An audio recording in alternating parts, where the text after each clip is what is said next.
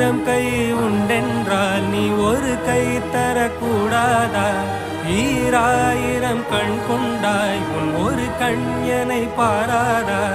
உன்னில் சரணடைந்தேன் இனி நீ கதியே.